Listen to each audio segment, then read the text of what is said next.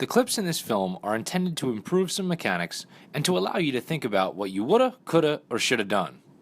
Before we begin the new series, we need to follow up on a question that came out of the last video. If you recall, the last film discussed face-offs, and it was mentioned that we all need to signal the number of violations to the benches following a face-off infraction, which counts toward their 3 per half. This first clip is a good demonstration of what is expected in relation to the signal required. As you watch the clip, you will notice the referee signaled prior to blowing the ball back into play. This should only be done if time allows. In this case, there was no player instantly ready to play the ball, so time did allow. For most face-offs, the ball should be blown back into play, and then the signal is given. Don't hold up the game just to make the violation signal.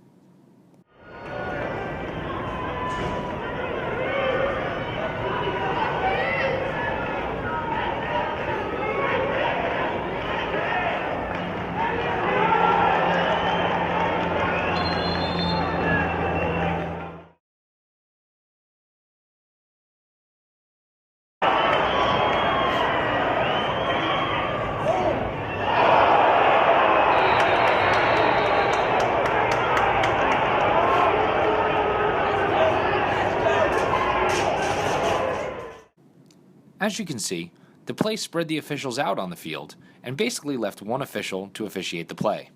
This official had to expand his call territory to ensure the play was officiated properly. So how many fouls did you see?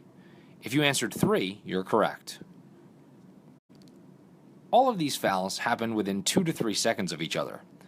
So what happens first?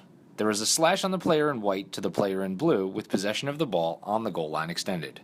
The whistle stopping play was a result of the 3rd foul. This foul was for the player in blue entering the crease. So what was the 2nd foul? It was the player in white interfering with the player in blue, resulting in the player in blue entering the crease. Did we get it right? Let's watch and see.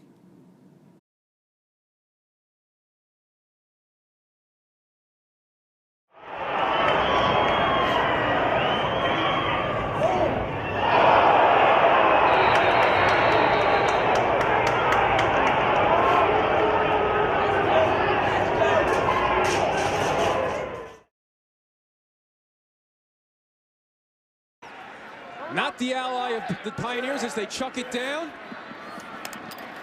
Is it in the box? Not yet. Still not possessed in the box. Now it is. Numbers for the Pioneers.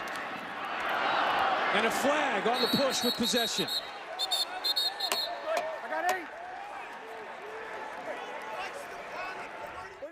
This transition play results in an end-to-end play and a difficult call to end the play. The call made was a push that resulted in the shooter being in the crease. What we don't know, did the player also dive? Since a goal was not scored, this call did not have to be made. So why did we include this clip when the play was officiated correctly? It is simply for a learning opportunity.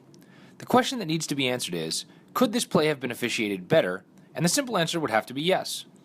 As you watch the play again, what should be considered is how can the lead be assisted on plays such as these?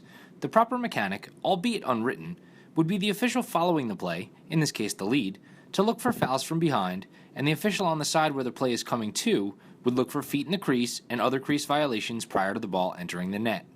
The lead official does follow the play and makes the push and crease call on the play. The single side coming off the fast transition perhaps overran the play and actually ended up taking himself out of position to assist with the call.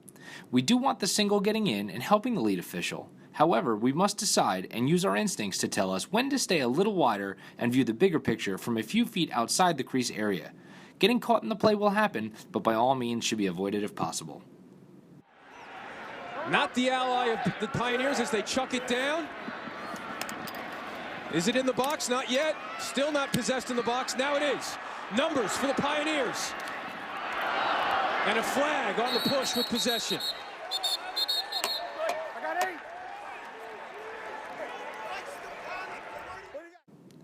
In the next 2 clips, please consider the help your partner may be able to provide with these calls. It is imperative that when the opportunity arises, we utilize our partner's assistance in getting the call correct.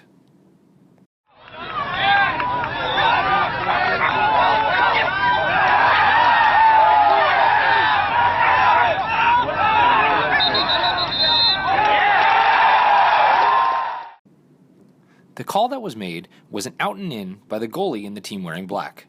The call, as you can tell, was made by the former lead, now the trail. Angles are everything in our game. While watching the film, it appears the goalie never did leave the crease. The thing we need to strive for is to get it right. If the single is able to assist, by all means do it and get the call correct. The situation could have turned for the worse, as at the end of the clip, you can see the goalie throws the ball away. This would have compounded things, would it have not?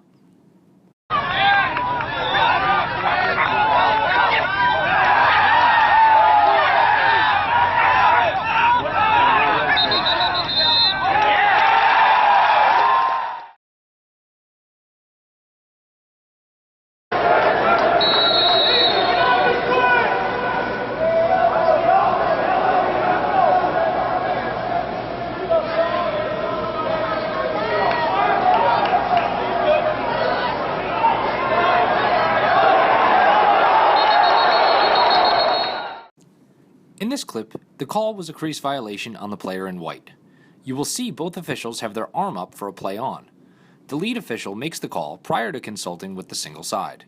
In watching the clip, it appears the player in black made contact with the back of the player in white and assists the player in white into the crease. The point of this clip is we need to utilize our partners to the fullest extent possible. If you are the single side on this play and you have something different, a quick conversation needs to take place.